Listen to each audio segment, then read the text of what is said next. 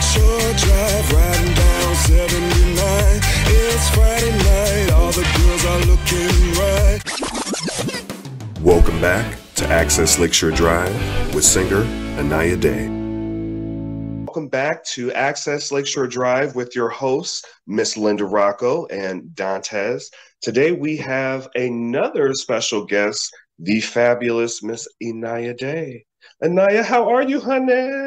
Hi, sweetie. Hi. Well, we are so thrilled to have you on the show today.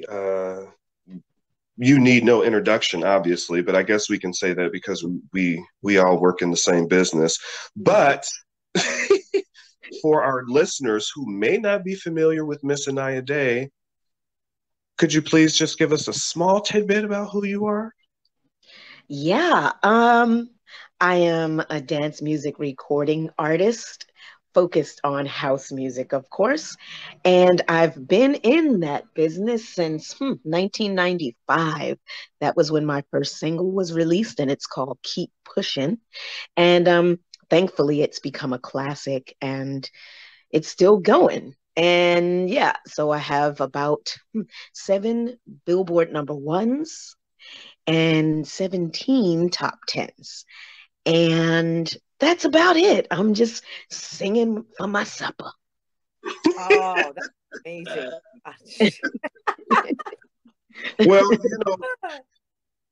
Miss Linda, you and Miss Inaya share some common history too. Do you want to talk about that? Oh, I think are you talking about Michael Jackson? Michael Jackson, and there's also a certain producer that you guys both work with. Oh, no, I didn't. No, you're talking now. You're talking about what's his name? Hold on. I got it right here. Mousse T. Mousse T. Right? Mousse T. I never worked with him. I just know of him really well because he's Turkish German and he was huge coming out of Germany, and that's how I know of your name, Inaya. Yeah, that's how I know of this whole song and all that. That's amazing. I'd like to hear that story. I met Mousse T in 1995, I think. I was in Germany living there. I had lived there from 95 to 2000. So when I was what took me there was... Am I the only person who has not moved there yet? You might be. Wow. Where did you live, honey? Where'd you live when you were in Germany? Well, the first year I lived in Dusseldorf. I was doing a show. Go ahead. I was doing a show at the Capitol Theater. And it is, at that time it was brand new. So our show was the first show there, and it was called Broadway Dusseldorf. And after that, I segued into Little Shop of Horrors, but the German version, Der kleine Horrorladen. And I did that I did each for like 6 months or something like that. So while I was doing Broadway Dusseldorf during the night, I was rehearsing during the day for the Kleiner Horrorladen. Wow. And when one ended, the other picked up. So I was there for a year doing musical theater while I was there rehearsing for the Kleiner Little Shop of Horrors. My co-director, Yilmaz, who is also Turkish, had a friend named Boris Lugos. And he kept saying, "You must meet my friend Boris. He's so good. He's a great producer." Right? And so I would just go, yeah. Okay, cool. Yeah. And then he would tell Boris, "You have to meet my friend Inaya. She's an amazing vocalist." And he goes, yeah, whatever. Yeah. So eventually, to appease Yilmaz, the two of us decided we must link up. So I took the train 4 hours from Dusseldorf to Hanover, and that's where I met Mousse T, Boris, and Errol. And they had a skeleton of had a little beat there, and I sang some things off the top of my head under the direction of Errol, who said, "Sing something, positive, like if we keep going forward, eventually things will work out. Just keep moving on." And I was like, "Okay, I got it." So I go into the booth, and I'm just coming off the flu, because, we theater people, no matter what happens, there's no business like show business. We're going to go. Let's go on. Yes. So I was just coming off the flu, and I was, in that wind down of it mode. I wasn't contagious anymore, and I wasn't like gagging as hard, but just a little bit congested. So they say, sing, sing, sing. So I'm singing, and I just sing a bunch of things. And being a church girl, of course, I'm going to sing gospel things. So I was like, keep pushing on, things like that. And they said, yeah, yeah. And, from the booth, they were like doing the keep going, go with that thing. So that's why I say it so many times. Keep pushing until I get to thought about to take too high. And that's gospel. I just sang some gospel off the top of my head and repeated myself and did it in different ways. And yeah, I left that there. In my mind, I was doing a demo for them and thank you and good night. The next thing I know, I'm in Brooklyn at home on hiatus and vacuuming my carpet, and I hear 98.7 Kiss Noonday Master Mix, and it goes, keep pushing on, things like that. My God. And I'm like, oh, that sounds familiar. I know that song. And I start dancing because, my friends and I love house music. If we went to any club and they didn't have house music, we'd leave, right? So it's playing and I'm just vacuuming, going, wait, who made this? Is this Barbara? No, that's not Barbara. And I'm like, that's me. And I didn't realize it until it got to Though the Mountain Seemed Too High. Then I was like, that's me. And I was like, I'm on the right now. And that's how that happened. And then it just segued because they said, young lady, you have a hit on your hands. We have to do another one. So Mousse T and Mousse got this track going called Hold Your Head Up High. And when I went back to Germany, I co-wrote it with Errol. Hold Your Head Up High also hit worldwide. And then Mousse had a track called Horny. And classic, by the way. Can I just interject really quickly about Horny? So I'm going to give my age away. My publicist is probably going to kill me. But at that time, I was a young girl, much younger than I am today. And just imagine a 10-year-old Dantès running around the house in a pink shirt singing Horny. So picture.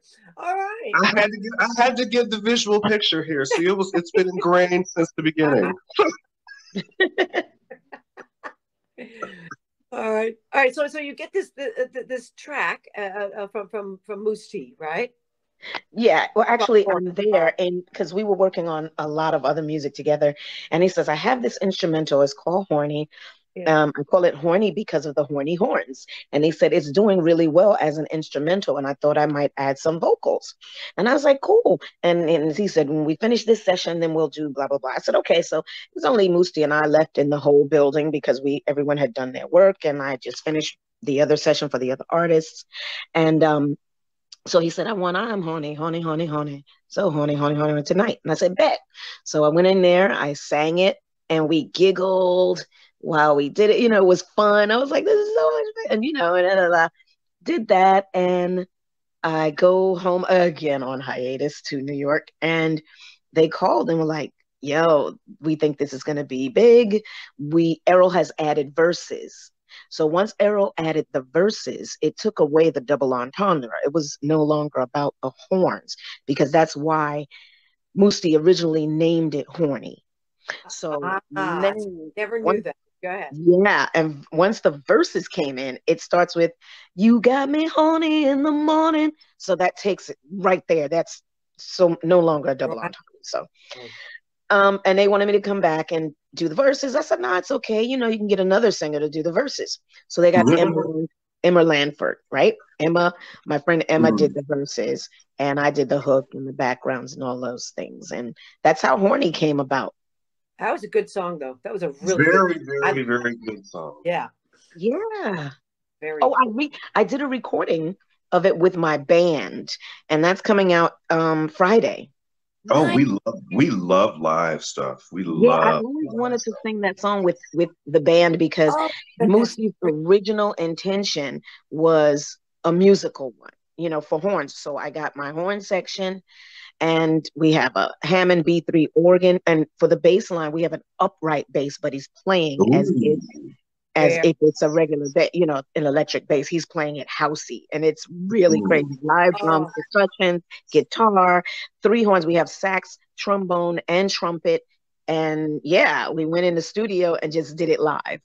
That's gonna be great. Everybody, listen to this, because Inaya Day is bringing out a live version of Horny. So when is this coming out, honey?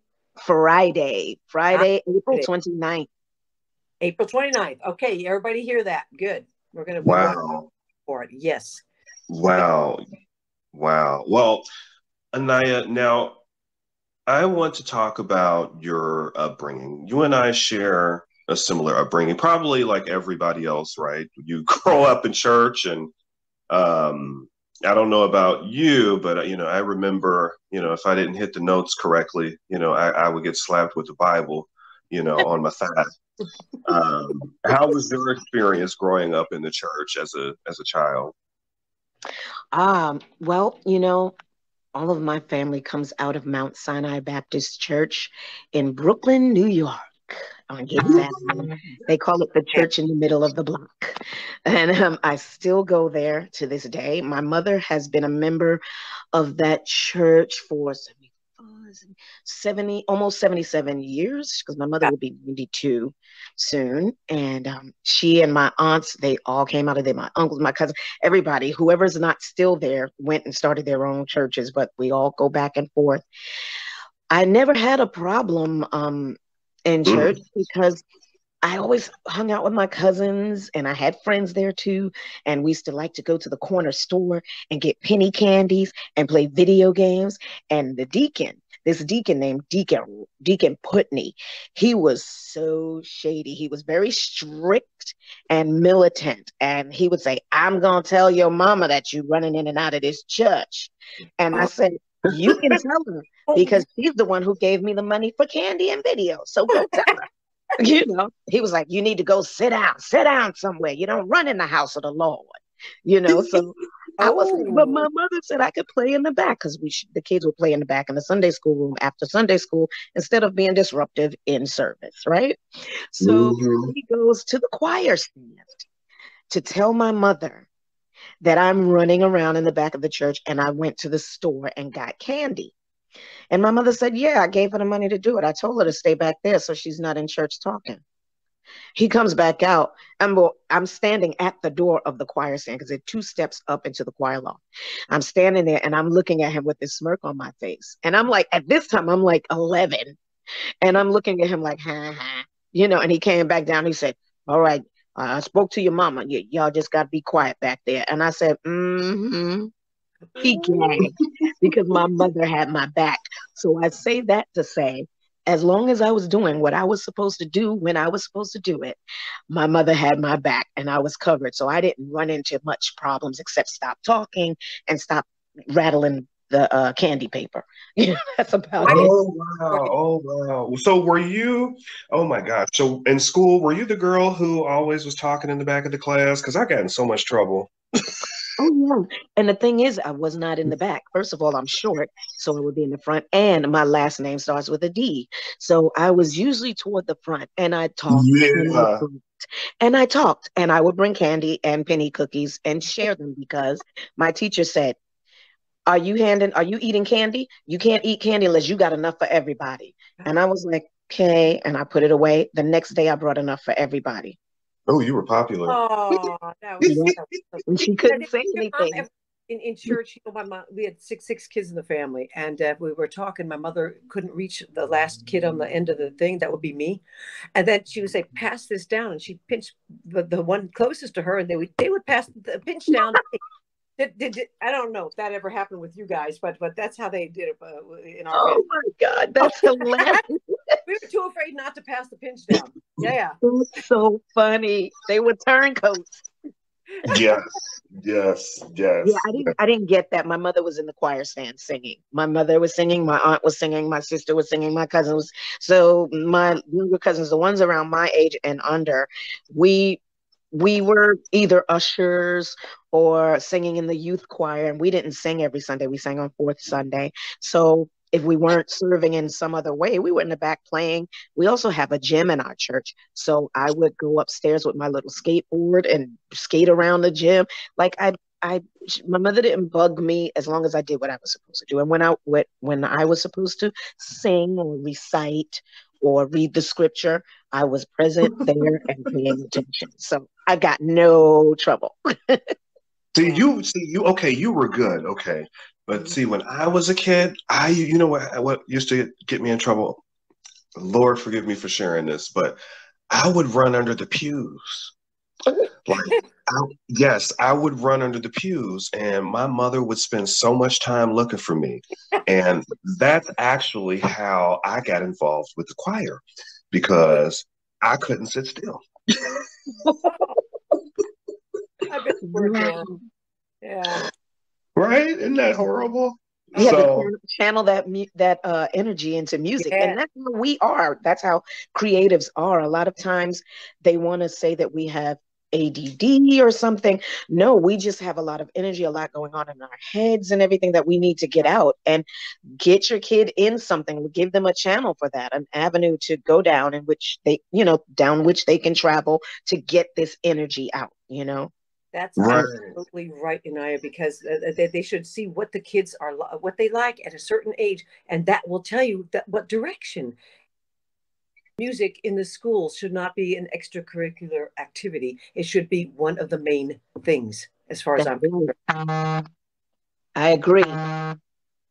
Yeah, absolutely. I agree. Yeah, absolutely. Music in school really helped me. It was a catalyst, really, for one of the catalysts, I'll say, one of the main catalysts for my music career, because my friend Shelly and I was in junior high school. I was like 13, I guess, 12, 13. I was doing musical theater, but well, actually, I started right after this. I was doing musical theater because my friend Shelly heard me singing in the train station, just under my breath. I don't know what I was singing, but I looked up, I'm short, so I looked up at her and she was crying. I said, "What's wrong with you?"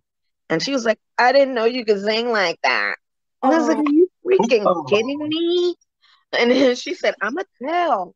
And I said, "Who are you going to tell? What is there to tell? Everybody sings." See, because a lot of people in my family sing. So I'm going through life thinking anyone can do it.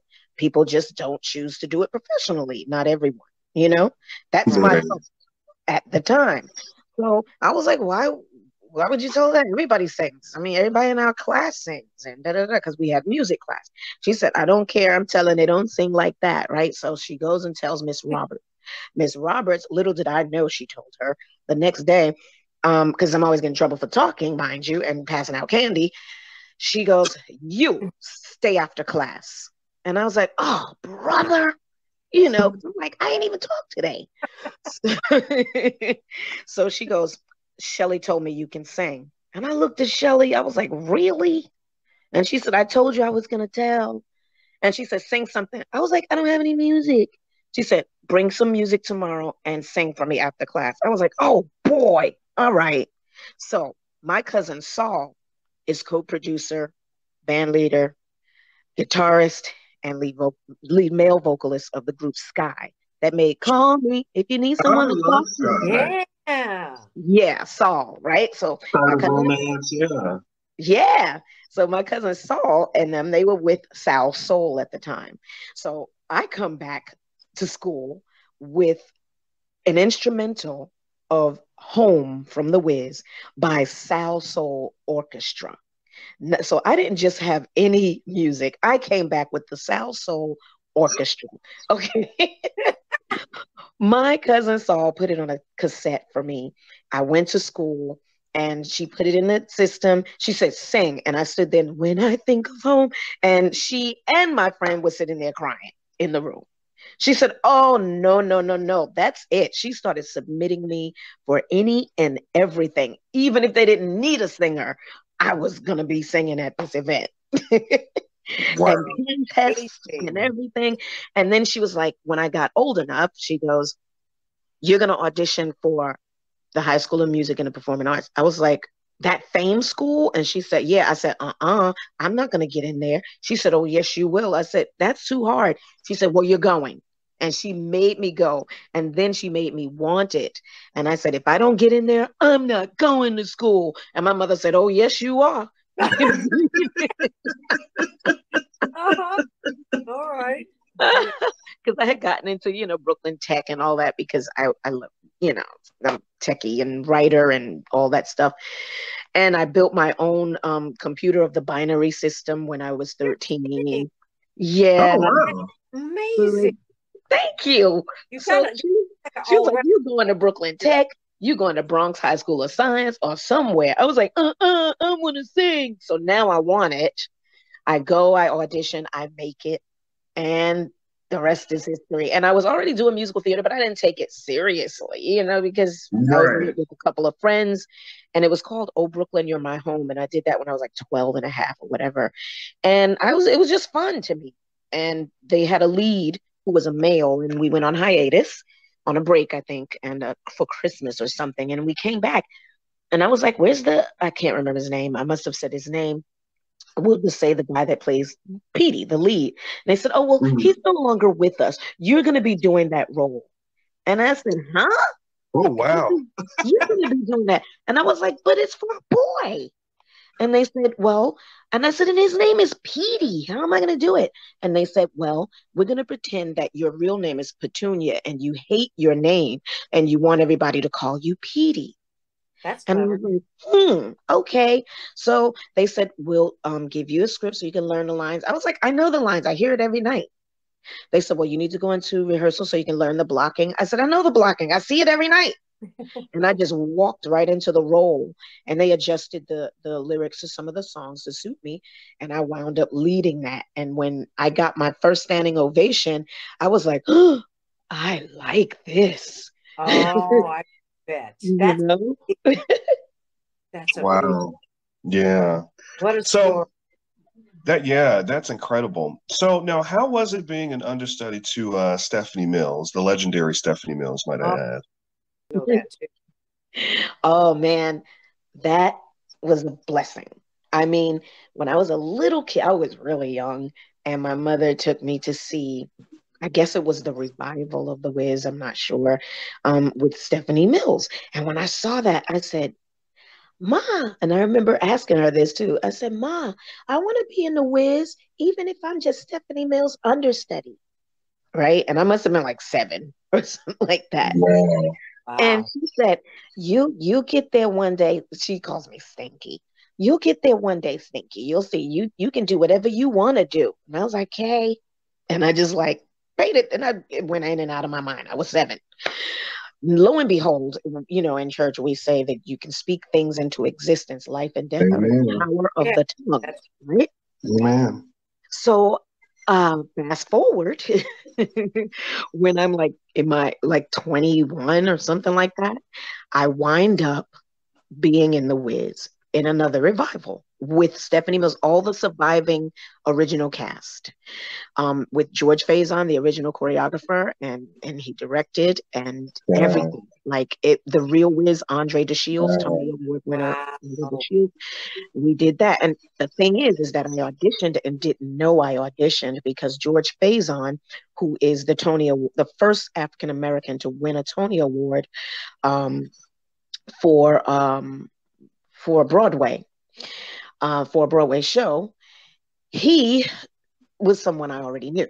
So he would do little shows and I would be in them or whatever. No, I'm not going to say little shows. They weren't little, but we would do shows and I'd be in them and whatever. So he calls me by my nickname, but I'm not going to say it. So he goes, Inaya, do you know home in A flat and be a lion in C or something like that? And I said, yeah, I can do it.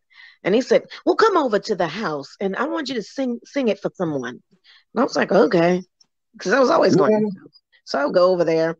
And Tony, this man named Tony, who plays piano for a lot of the shows that George would do then, he was sitting at the piano. I was like, Tony, hugged Tony and everything. And George said, well, let's get right to it. He said, just sing Home for me. And I was like, okay. And I didn't understand. I was like, why does he want me to sing this? He hears me sing all. This is Access Lakeshore Drive, and you're listening to Inaya Day. Yeah. I was like, okay. And I didn't understand. I was like, why does he want me to sing this? He hears me sing all the time. So I sang home When I Think of Home. Then I did Be a Lion. And he said, oh no, I have to make a call. I have to make a call. And I was like, okay. Anyway, me and Tony's kikied around the piano. And I hear him in the other room saying, well, you come hear this girl and tell her she doesn't have the role. So I heard that, but I was like, oh, he's reading somebody. And I kept it moving.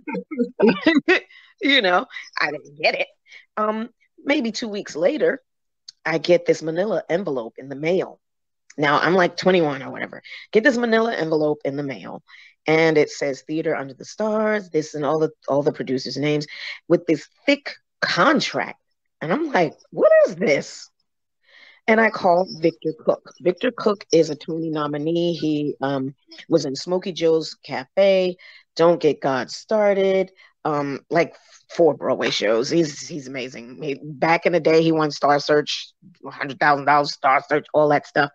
So I call him and I said, Victor, I got this contract in the mail, and it seems that George Faison is involved in it, but it's from somebody called Theater Under the Stars or something. He said, Thing, you're in The Wiz. You're Stephanie Mills' understudy. George didn't tell you? Wow. And I said, what?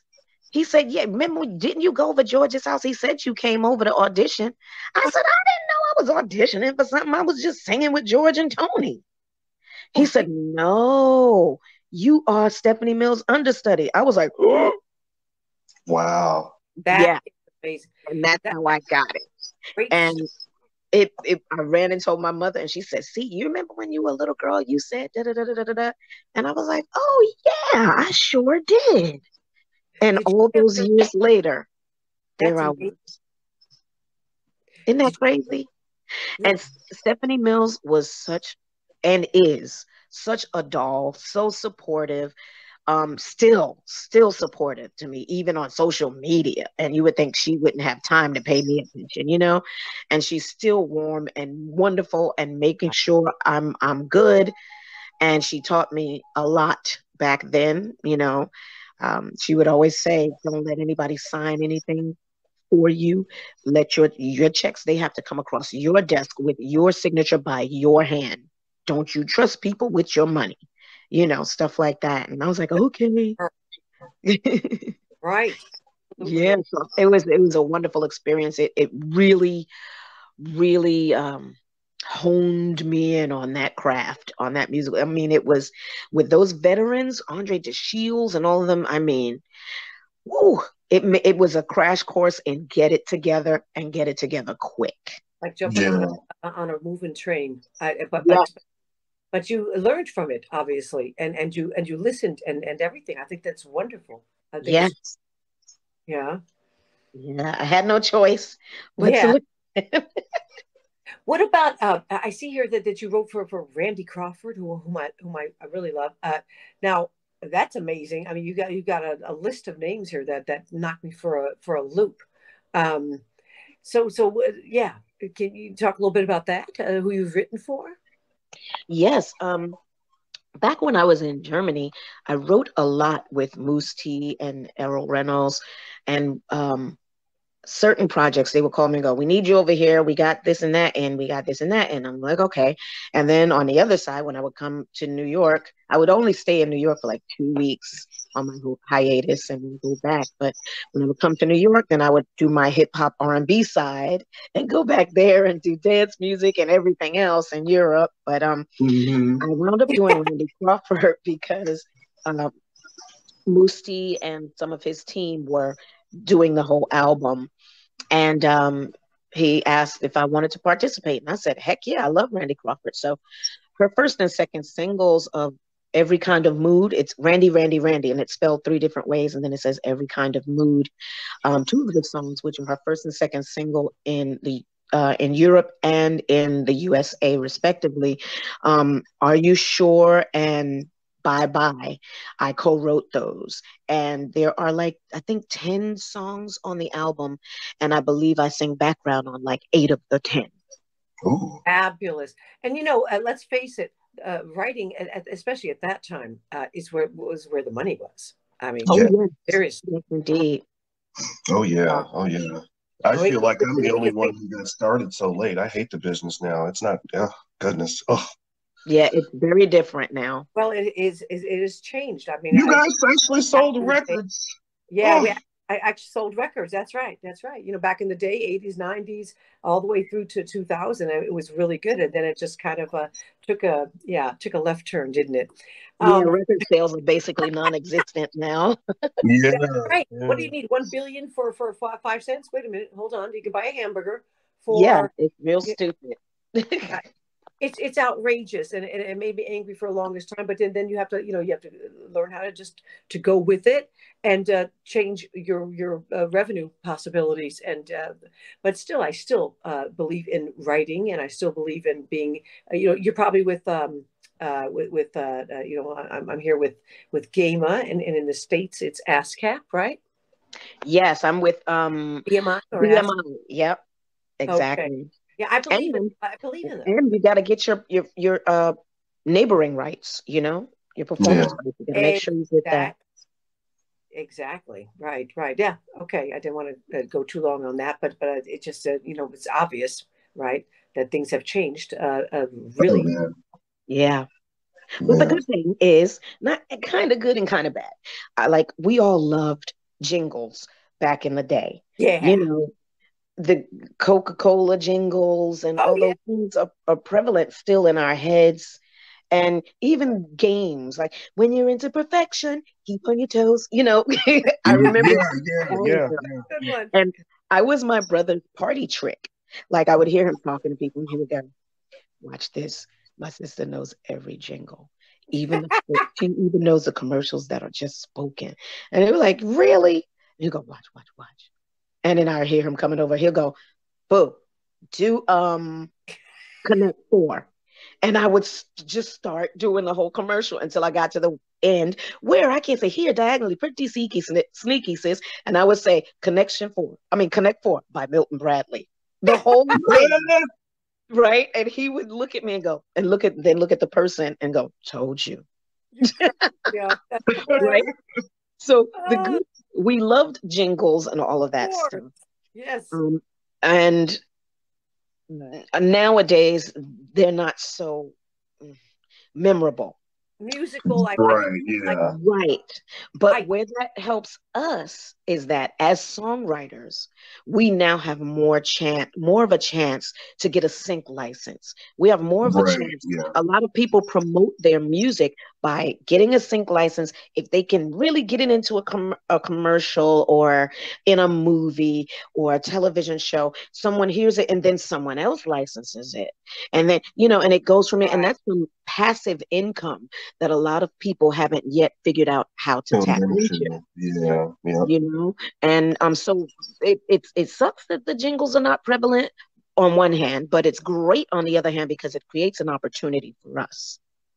Yep. Absolutely. There's always another door. That's what I say. Everybody's, when people couldn't get on stage for the last 2 years, we would just went another direction and said, okay, we're going to do videos, how-to videos. Next, we didn't wait long, and that's how I feel this great energy coming from you, positive energy that says if it didn't work that way, well, I'm gonna go this way. Yes, my That, mother would say to me when I was a child, she'd go, Stinky, there's always more than one way to skin a cat. Yes, and there is. God bless. Right. Yes, I there is. live Yes, by there that. is. I live by it. So during the pandemic, thank goodness they were having a lot of online festivals, especially during Pride. And I've made a lot of what they call circuit music. And so I was asked quite a few times to do festivals for their live streams. So I was being paid to do festivals online, to perform on festivals from my studio. I go through the system and into theirs, and they would go, "Ladies and gentlemen, Inaya Day," and I'd come on, bopping around and just sing on screen, and I made money that way. And I also have my own little home studio. So I was able to do vocals for people and people who needed a vocalist. I was able to do background vocals and things like that. So that's how I was able to continue to bring in revenue and stuff. And Yeah. Yeah. and luckily, I got some sync licensing. I got one of my songs is on. Actually, it was a demo, and they loved it anyway. So it's called Step It Up, and it's on the Pose soundtrack. And it was on the show, it's on the soundtrack, and it's on their Spotify playlist. It's called Congratulations. That's yeah, congratulations. Very happy to hear that. Thank you. And yeah, someone heard it there and they licensed it. And then before that, Keep Pushing got an Adidas account. So we were wow. Yeah, they played it during the Grammys like 2 years ago. They played it during the Grammys, and so that was great. And so I was lucky and blessed that I was still able to find, when a door closes, God opens a window. So I found the window. And the thing is, I consider songs written, that you've written yourself, right? I consider that to be little pieces of things that will just happen eventually. It's like for me, it's money in the bank as long as you get it out there, and eventually somebody will pick it up. But it has to be protected by, like we said, ASCAP, BMI, GAMA in my case. Yeah. I love that. I just have a question. What's your like philosophy, because you touched on it just for a second before. What would you say, like what is your philosophy, like in a sentence or a couple of sentences that you believe in? I mean, that was a really good question, Linda. Yeah.